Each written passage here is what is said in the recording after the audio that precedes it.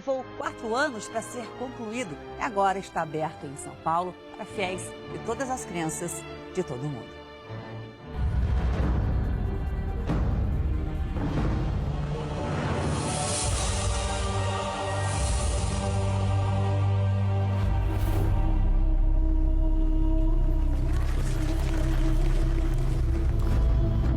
Uma história de 3.000 anos.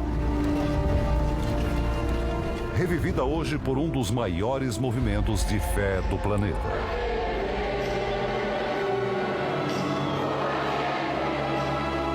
A força de um juramento.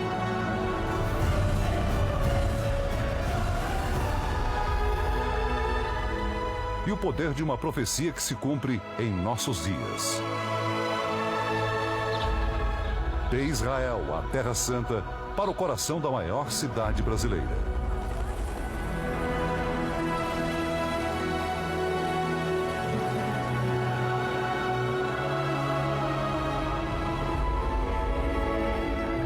Uma jornada de 3 milênios. Ó Senhor, meu Deus. Uma história de guerras, de renúncias.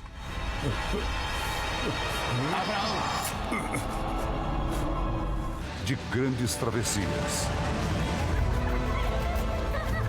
E de uma convicção absoluta.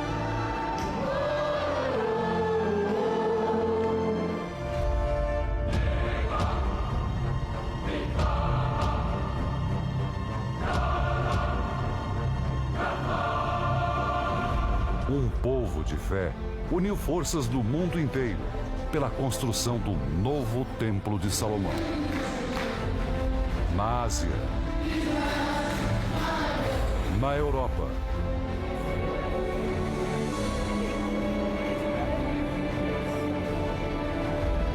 na África e nas Américas. Me diga, Senhor, quem irá construir o seu templo?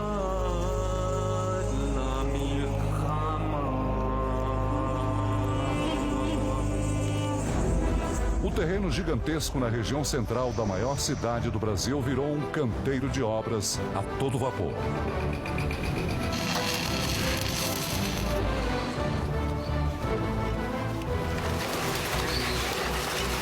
(32 colunas foram levantadas, as menores com 30 metros, as maiores com 56 metros de altura. 24 horas por dia, 7 dias por semana. A obra não parou nunca. O Templo de Salomão vira notícia internacional. A rede americana CNN exibe reportagem. O inglês The Guardian faz referência ao tamanho do projeto. E a imprensa judaica em Israel destaca o valor da obra. A construção repercute pelo mundo. O The New York Times, um dos principais jornais americanos, ressalta: templo no Brasil atrai uma onda de evangélicos. Tudo aqui tem proporções gigantescas. 2.000 toneladas de ferro. 2.000 toneladas de aço. 145 mil sacos de cimento. 1.600.000 metros cúbicos de concreto. 1.400 homens.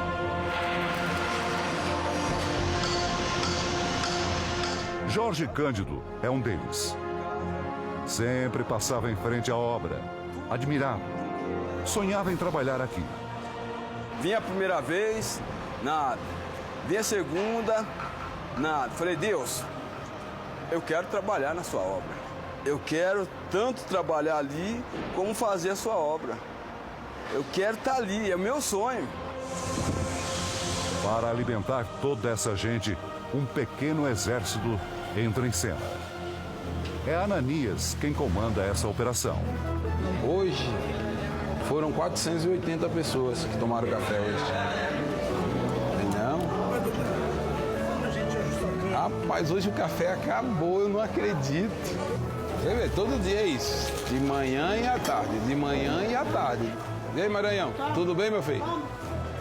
Ananias, auxiliado pela mulher Francisca, com quem é casado há 22 anos.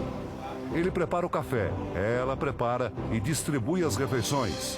Frutas, sanduíches, só de pãezinhos, são mais de 500 todas as manhãs. A gente olha para cima aqui e vê um monte de funcionário, tudo trabalhando, que justamente almoçou lá na cantina, né? Uma das grandes preocupações dos engenheiros foi com a questão ambiental. O calor rejeitado pelos aparelhos de ar-condicionado será reaproveitado no aquecimento da água. E a água da chuva será reutilizada para irrigar os jardins.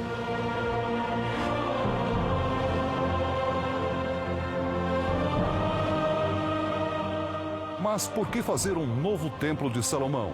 E por que tão grandioso?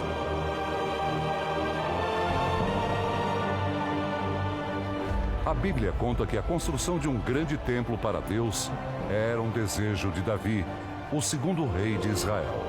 O Senhor está fazendo promessas a respeito de meus filhos no futuro.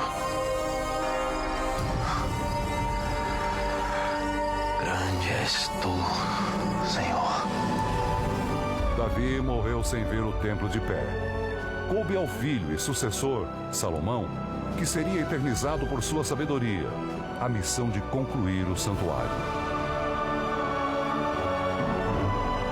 O primeiro templo de Salomão foi construído em Jerusalém e finalmente inaugurado 960 anos antes da vinda de Jesus.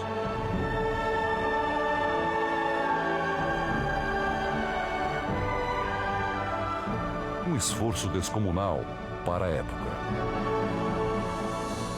Tinha também Salomão 70 mil homens que levavam as cargas e 80 mil cortadores na montanha.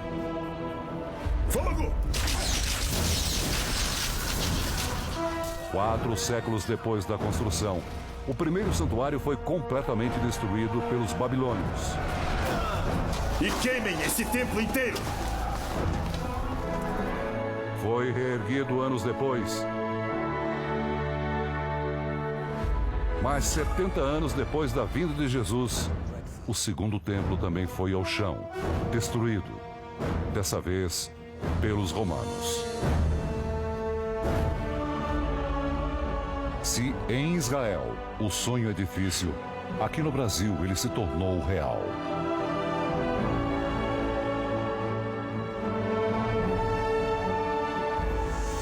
Durante 4 anos, homens e máquinas desta pedreira em Hebrom cortaram pedras gigantescas.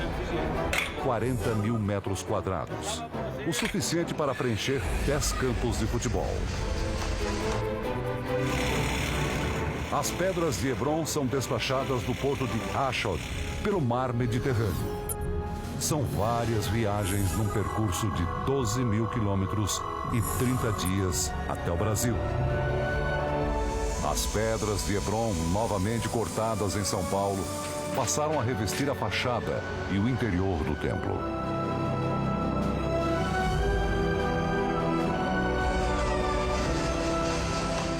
E numa obra dessa envergadura, os cuidados precisam ser redobrados.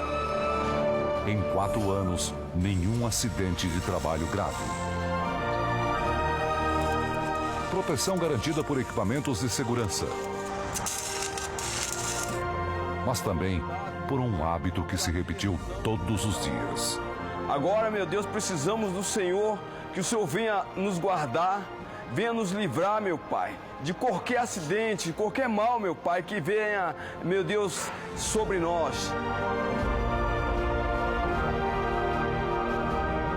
O Templo de Salomão do Velho Testamento tinha cerca de 10 metros de frente, 30 de profundidade e 15 de altura. Naquela época, só os sacerdotes podiam entrar.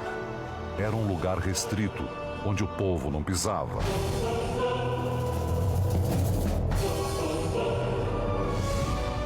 O Templo de Salomão, construído pela Universal, tem 106 metros de frente, 125 de profundidade e 56 metros de altura.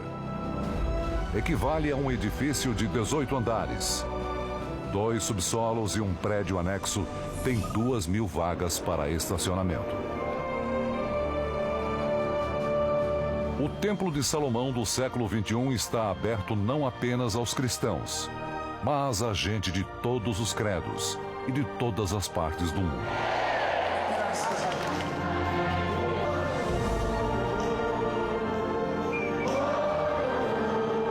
E coincide com os 37 anos de atuação da Igreja Universal no Brasil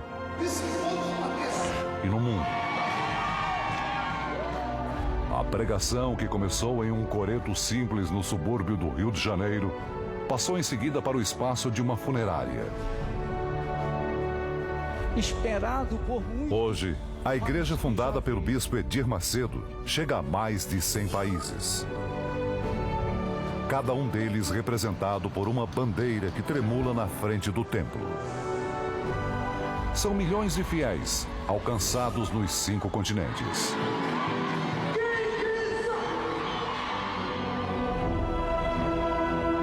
A vida eu já entreguei.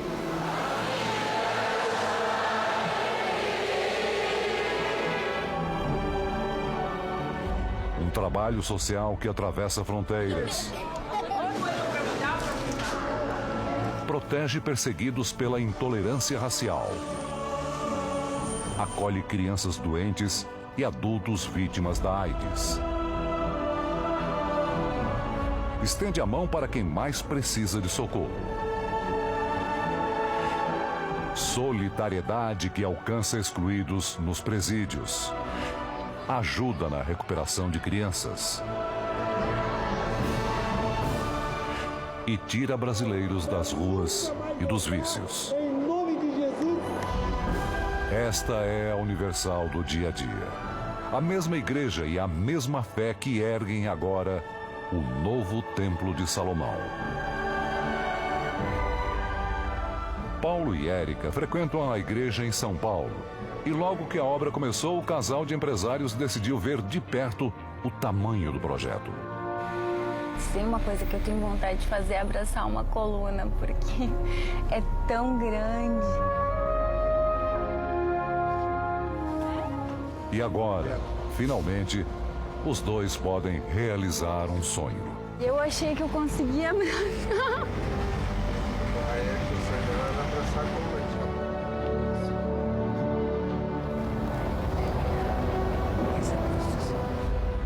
Dona Almira veio de longe ver o templo, na época ainda em construção. Foram 24 horas de ônibus, de Vitória da Conquista, na Bahia, até São Paulo. Eu vim morrendo de medo nas escadas volantes, mas eu venci e vou vencer. Com uma rosa na mão e a outra cheia de fotos e pedidos de orações dos parentes. Esse aqui é um filho doente, ó. E ali mesmo, faz emocionada a sua oração.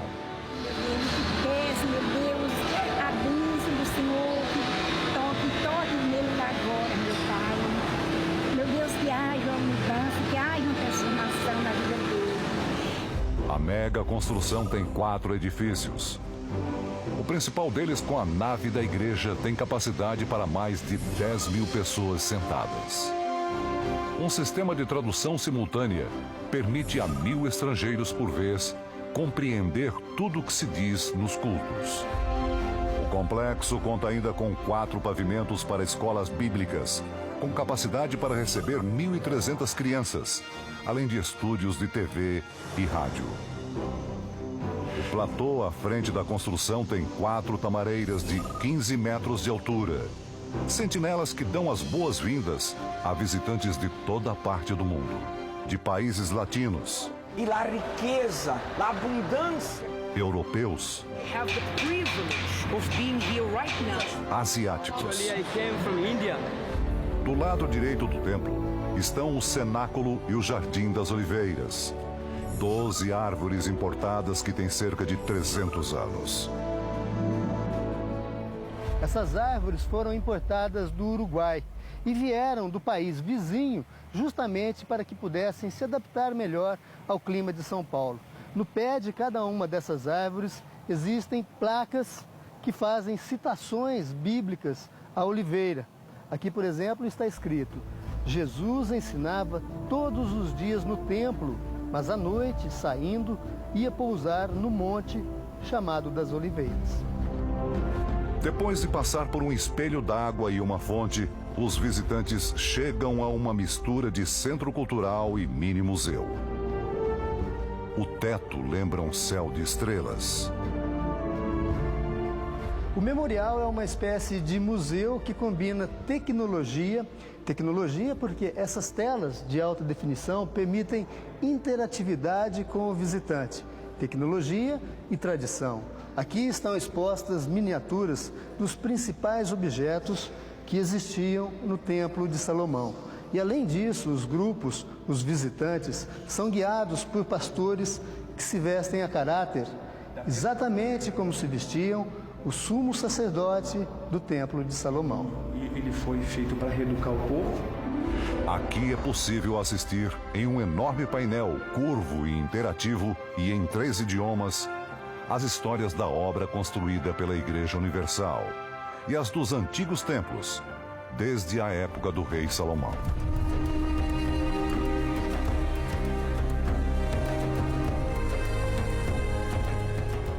O cenáculo reserva um local especial para meditação. No centro dele está exposta em miniatura uma maquete do tabernáculo, o primeiro templo itinerante usado pelo povo hebreu em sua longa travessia pelo deserto.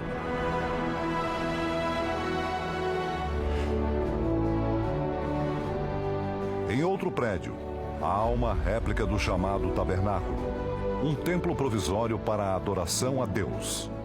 O novo tabernáculo segue literalmente o texto sagrado. Farás para a porta do tabernáculo uma cortina de jacinto, púrpura, carmesim e linho retorcido, obra de bordador. A tenda tem as mesmas dimensões descritas na Bíblia e aqui dentro foram colocadas réplicas dos principais objetos que existiam no tabernáculo naquela época, como o menorá, por exemplo, um candelabro que era responsável pela iluminação. Em cada braço do candelabro, uma chama alimentada por óleo de oliva. Do lado de cá, uma mesa de pães, 12 pães. Cada um deles representa uma das tribos de Israel. Aqui o altar do incenso e atrás dessa cortina, o aposento principal, o lugar onde ficava a Arca da Aliança. E aqui também foi feita uma réplica da arca. Olha, ela é toda dourada porque a arca verdadeira era uma caixa de madeira revestida de ouro por dentro e por fora. Aqui em cima, sobre a tampa, 2 querubins que eram os guardiões, os protetores da arca. E dentro dela, o maior dos tesouros, as tábuas de Moisés com os 10 mandamentos. Ar-condicionado, som, luz, no novo Templo de Salomão. Comodidades do século XXI convivem lado a lado com a reverência ao sagrado. São 49 luminárias de 49 metros quadrados cada uma, que estão a uma altura de 18 metros. O sistema de iluminação é bastante sofisticado. Lá em cima existem 10.000 lâmpadas de LED e cada uma dessas lâmpadas é direcionada exatamente para uma poltrona, para que a pessoa que está acompanhando o culto, a reunião, tenha mais facilidade para ler a Bíblia, por exemplo, durante o culto. A santidade está diante dos nossos olhos. 12 menorás de 4,5 metros de altura e 250 quilos, representando os antigos candelabros de azeite, decoram as paredes do templo. Estarão abertos os meus olhos e atentos os meus ouvidos à oração que se fizer neste lugar. E tudo isso pode ser visto de perto por uma multidão. Foram 4 anos de obras e muito trabalho. E esta semana aconteceu a inauguração do templo construído pela Igreja Universal. Faltam ainda 3 horas para a inauguração e olha só quanta gente chegando. Milhares de pessoas de todas as partes do Brasil e do mundo vieram acompanhar. Cerca de 15 mil pessoas marcam presença numa grande festa. Brasileiros. A situação é maravilhosa, é única e inexplicável. Fiéis do mundo todo. Noé Sarmiento e Fanny Lopes são mexicanos. O casal viajou até São Paulo só para conhecer o templo. É algo muito forte. É impossível que não toque com nós, com nosso interior. Porque nós, vivendo em México, vivimos uma fé. Creemos en un Dios vivo y poderoso, pero estando aquí viendo la magnitud del templo nos remonta al inicio de nuestra fe. Uma cerimônia grandiosa em sintonia com as proporções do templo. A inauguração é manchete na revista americana Forbes, que afirma: Deus tem uma nova casa. A publicação destaca o crescimento dos evangélicos, que contam hoje com mais de 42 milhões de brasileiros. A presidente Dilma Rousseff vem a São Paulo especialmente para a inauguração do templo.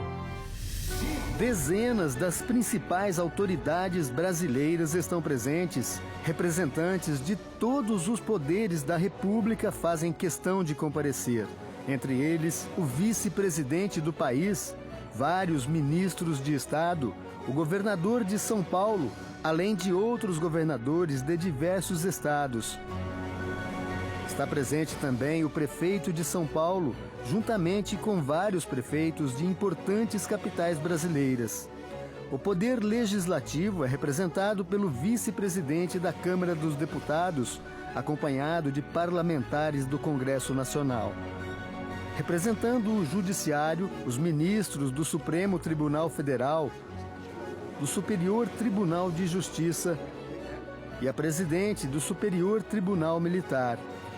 A cerimônia também conta com a presença de embaixadores, integrantes do Ministério Público, representantes da religião judaica e grandes empresários, além de personalidades, artistas, dirigentes e proprietários das maiores emissoras de televisão e rádio do país, todos atentos às palavras e à reflexão do bispo Edir Macedo. A palavra que me dá força na hora da dificuldade. O profeta Jeremias, no capítulo 9 e no versículo 23, usado pelo Espírito do Senhor, o Espírito de Deus, ele diz: assim diz o Senhor, não se glorie o sábio na sua sabedoria, nem o forte na sua força, nem o rico nas suas riquezas. Mas aquele que se gloriar, glorie-se nisto, em me conhecer. Em me conhecer. Em me conhecer. E saber que eu sou o Senhor e faço misericórdia, juízo e justiça na terra, porque destas coisas me agrado, diz o Senhor. No início da noite, a fachada principal se transforma numa gigantesca tela de cinema e um documentário relembra uma história milenar. Uma lembrança física da fé que funciona. Em seguida, um dos momentos mais emocionantes. Este é um dos momentos mais simbólicos durante a inauguração, quando chega o cortejo com uma réplica da Arca da Aliança. E é simbólico, porque o templo erguido pelo rei Salomão em Jerusalém, 3.000 anos atrás, foi construído especialmente para abrigar a Arca da Aliança. A réplica chegou agora aqui nesse lugar, conhecido como Esplanada do Templo, tomado agora por uma multidão de 6.000 pessoas, muitas pessoas emocionadas, comovidas, com esse momento tão especial. Eu me vejo como no templo do próprio Deus, sabe? Ver a arca, ver os anjos de Deus. Valeu cada sacrifício, cada pedra que foi colocada aqui, cada leão de todos nós. Como faziam os sacerdotes no passado, bispos e pastores carregam a arca. Dentro dela, os símbolos da fé cristã e as tradições do povo judeu. João Leite, bispo da Igreja Universal, se emociona com a missão recebida. Como está escrito, Deus levanta do pó o desvalido e do monturo necessitado e o faz assentar ao lado de príncipe. Eu me vi ali sendo muito honrado, carregando aquela arca. O cortejo é acompanhado por uma multidão. A arca é recebida no salão principal, completamente lotado. A diversidade é representada por ritmos africanos.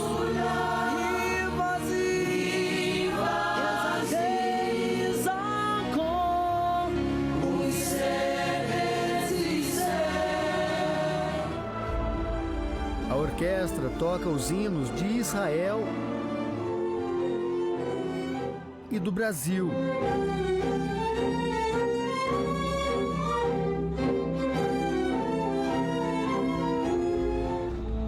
Pouco antes, o bispo Edir Macedo apresenta detalhes da construção à presidente Dilma Rousseff. Talvez é a maior força que a gente tem, que justifica a vida da gente. Depois da inauguração do templo, a presidente Dilma Rousseff e o bispo Edir Macedo percorreram outros aposentos aqui do templo.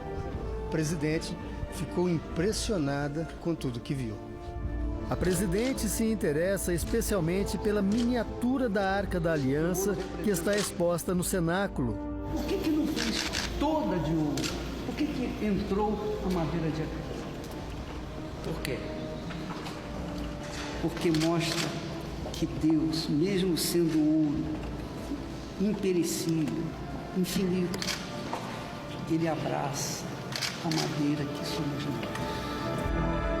De volta ao santuário, o líder da Igreja Universal celebra um culto emocionante.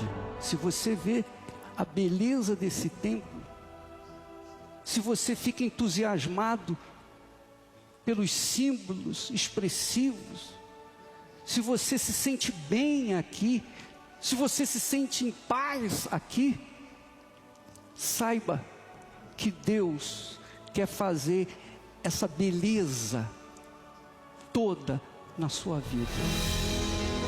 Cercado de fiéis, agradeceu o sonho realizado. Uma obra grandiosa que impressiona. Mas maior do que ela está a fé. Fé de acreditar que um dia tudo isso seria possível.